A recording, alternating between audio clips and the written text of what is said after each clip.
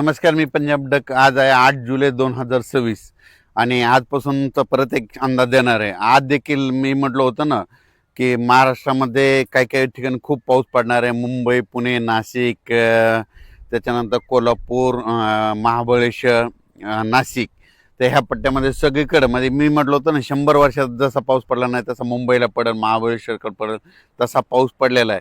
आणि तळ्यात पाणी येईल तर तसं देखील आलेलं आहे. मग आज आणखीन काय परिस्थिती येईल, शेतकऱ्याचे फोन येत आहेत. तर आज देखील 8 जुलैला देखील काय होणार आहे की पुणे जिल्हा, दोन जिल्हा, बारामती, त्याच्यानंतर इकडं अहिल्यानगर, संगमनेर, अकोले, संगमनेरमधले अकोले, शिर्डी, राहता, कोपरगाव, वैजापूर, गंगापूर, त्याच्यानंतर इकडं संभाजीनगर, जळगाव जिल्हा, धुळे जिल्हा, आज नंदुरबार जिल्हा देखील पाऊस जाणार आहे. नंदुरबार जिल्हा, त्याच्यानंतर नाशिककडं आज देखील दुपारपर्यंत पावसाचा जोर राहणारच आहे. त्याच्यानंतर पुन्हा परत ते काय होईल, रात्रीपासून पाऊस चालू आणि त्याच्यानंतर फ्लो देखील येणार आहे. म्हणजे ह्या भागात आज जोराचा पाऊस पडणार आहे. म्हणून आज लक्षात यायचा उद्यापासून थोडा पावसाचा जोर कमी होणार आहे आणि 10 तारखेला चांगलं सूर्यदर्शन होईल.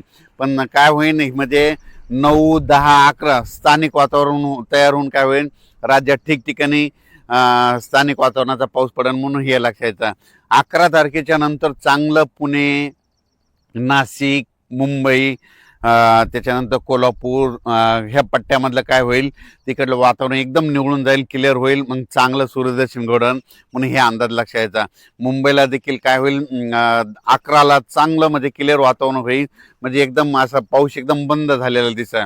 आणि उद्याच्याला 9ला देखील कमी होईल, पण 10-11च्या दरम्यानमध्ये चांगला बंद होईल. म्हणून हे मुंबईकरांनी अंदाज लक्षात यायचा. आणि राज्यात इतर परिस्थिती बघितली तर पूर्व विदर्भ आणि पश्चिम विदर्भ, तर 6-5-11 जिल्ह्यामध्ये आज देखील काय होईल, तुरळक ठिकाणी पाऊस पडेल, म्हणजे सरी येतील. म्हणून हा अंदाज लक्षात यायचा. फक्त काय झालं, महाराष्ट्रामध्ये लातूर जिल्हा, धाराशिव जिल्हा, सोलापूर जिल्हा, ह्या आणि बीड जिल्ह्याचा इकडला पश्चिम आपला दक्षिणचा भाग, ह्या भागामध्ये काही भागामध्ये पाऊस पडलेला नाही. तर तिकडे काय होणार आहे, आता ह्या उद्याचा जे पाऊस आहे म्हणजे 9 जुलै, 10, 11, 12च्या दरम्यान स्थानिक वातावरण तयार होऊन तिकडे देखील काय होईल, हे पाऊस इकडला बंद झाल्यानंतर तिकडे स्थानिक वातावरणाचा पाऊस पडेल. पण एवढा खूप मोठा पडणार नाही, पिकाला लागेल तसा पडेल, सर्वदूर नाही पडणार, भाग बदलतच पडणार आहे. म्हणून हे अंदाज लक्षात यायचा. पुन्हा नंतर राज्यामध्ये काय होणार आहे, आपलं जुलैच्या शेवटच्या आठवड्यात परत एकदा असाच पुन्हा एकदा पाऊस येणार आहे. म्हणून हे लक्षात यायचं. त्याच्यानंतर काय होणार आहे, आता मध्ये 15-16 तारखेच्या दरम्यान राज्यात खूप काय मोठा पाऊस येणार नाही, फक्त असाच म्हणजे पिकाला लागेल तसा एक असा येणार आहे. एवढं म्हणजे आता अतिवृष्टीसारखा तसा काही पाऊस येणार नाही. म्हणून हे अंदाज सर्व शेतकऱ्यांनी लक्षात घ्यायचा. तर राज्यात मी म्हटलं होतं ना, निळवंडे धरण, भंडारा धरण, जे भंडारा धरण जे आहे ते 11 TMCचं आहे. तर ते जवळपास आता 50% भरलंय. त्याच्यात जवळपास 6 TMC पाणी आलंय. तर आणखीन 3 TMC पाणी आज त्या पावसामध्ये येणार आहे तिथं.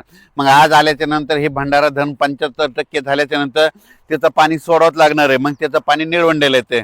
निळवंडे धरण 9 TMCचं आहे. निळवंडे आता जवळपास 45% आहे. मग तिकडे देखील पाऊस चालू आहे. आणि मग निळवंडेत पाणी भंडाऱ्यातून आल्याच्या नंतर काय होणार आहे, मग ते पाणी देखील काय होणार, जायकवाडीकडे, गोदावरी नदीकडे सोडावंच लागतं. कारण की 75% झाल्याच्या नंतर त्याची तेवढं ते कॅपॅसिटी ठरलेलं तेवढं धरण कोरडं ठेवावं लागतं. त्याचं पाणी लगेच गोदावरीत येणार आहे. आणि इकडून प्रवाह याचे नाशिकहून गोदावरी नदीला पूर आलेला आहे. 7,000 पाणी जायकवाडी दिशेने निघालंय.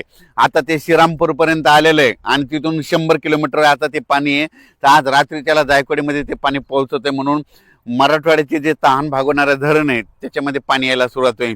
पण आणखीन हे आजचा दिवस जोरात पाऊस पडत असल्यामुळं जायकवाडी देखील धरणामध्ये आवक येणार आहे. म्हणून हे लक्षात यायचं. जायकवाडी धरणातल्या जे लाभ क्षेत्र आहे, तुम्ही घाबरू नका, आणखीन पाऊस खूप पडणार आहे. आता एक शेवटच्या आठवड्यात येणार, पुन्हा एक परत काय होणार आहे, ज्या वर्षी